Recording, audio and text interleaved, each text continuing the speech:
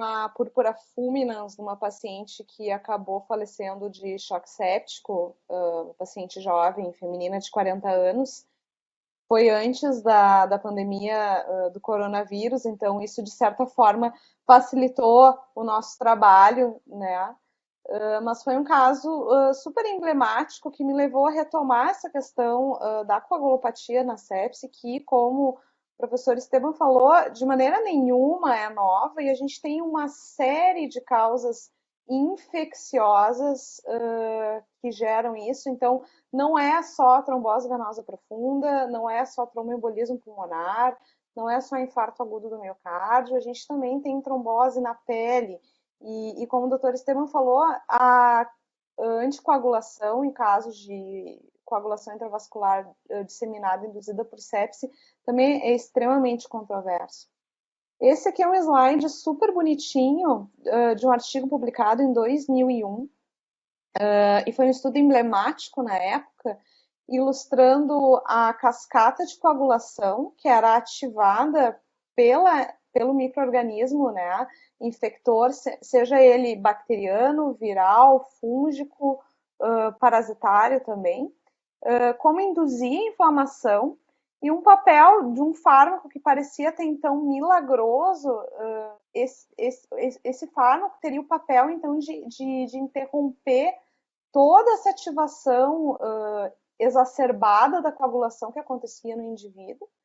E em 2001 a gente tem a publicação do Prowse, que para nós intensivistas é um estudo quase que traumático, né, mostrando um grande benefício de mortalidade.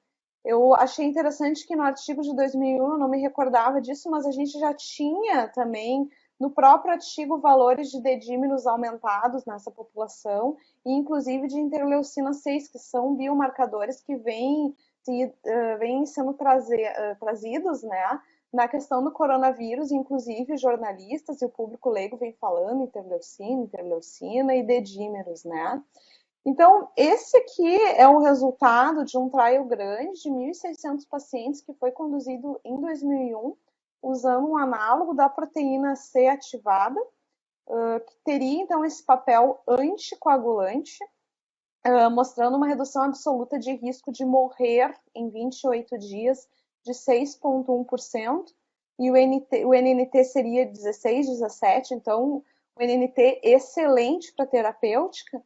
E a partir daí a gente teve uma adoção em massa do então Xigris em uma série de UTIs, né, mundo afora, inclusive no Brasil. Alguns estudos posteriores questionando o benefício em populações menos graves e em crianças motivou então uma revisão desse trabalho. Aqui, então, de novo, só para trazer os dedímeros nesse trabalho de 2001, porque é um biomarcador que vem sendo monitorado com frequência em alguns estudos de revisão de coronavírus, né? Alguns especialistas estão sugerindo a monitorização rotineira do dedímeros, então é alta em paciente séptico, e a dotricogina alfa, né, o análogo da proteína C ativada, tinha esse papel de reduzir o dedímeros, então eu fico imaginando o que seria um fármaco semelhante nos dias de hoje, quando se fala tanto em dedímeros, né?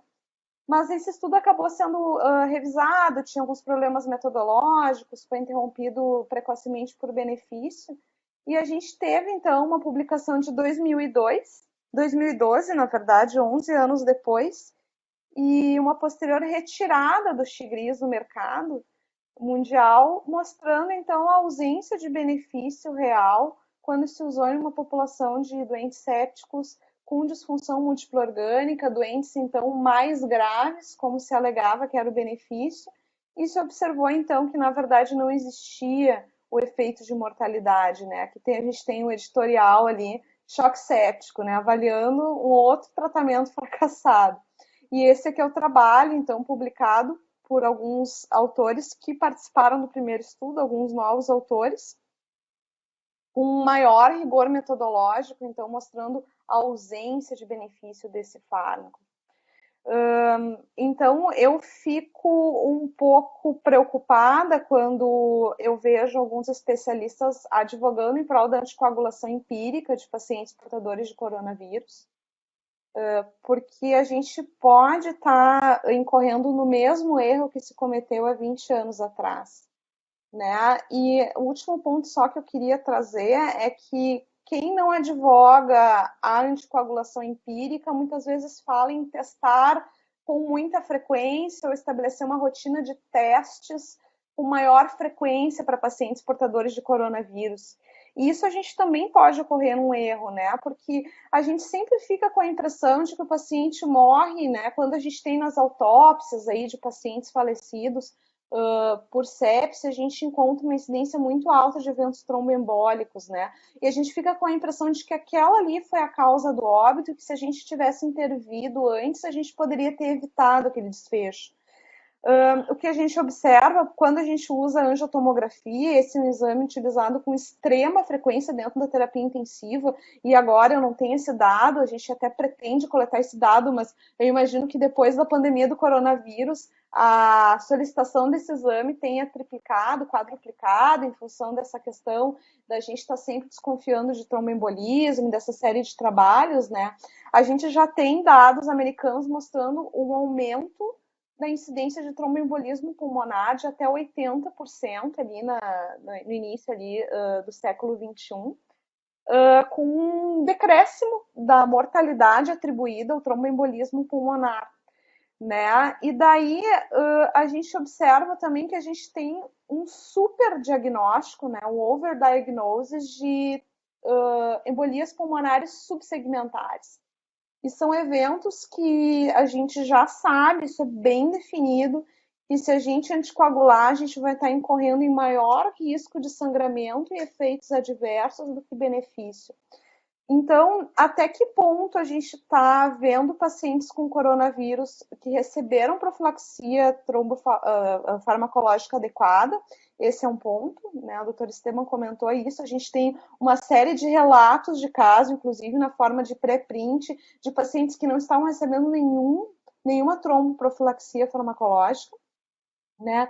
E o segundo é, será que a gente não está vendo embolia pulmonar subsegmentar com maior incidência e atribuindo isso à deterioração clínica? Eu acho que diante de tanta incerteza, fica muito difícil com a experiência que a gente tem em terapia intensiva, de outros fármacos, da gente advogar em prol da anticoagulação empírica desses pacientes e, da mesma forma, advogar em prol do estabelecimento de uma rotina de exames diferenciada para esses pacientes. Eu acho que, novamente, a gente vai ter que agir conforme a suspeita clínica. Não acho que esses pacientes tenham que ser submetidos a ecografia de compressão de membros inferiores de rotina, muito menos a angiotomografia de rotina. Então era mais ou menos isso que eu tinha para falar, queria saber a opinião de vocês. Muito bom, Aninha. Tá me ouvindo? Eu dividi aqui. Uhum.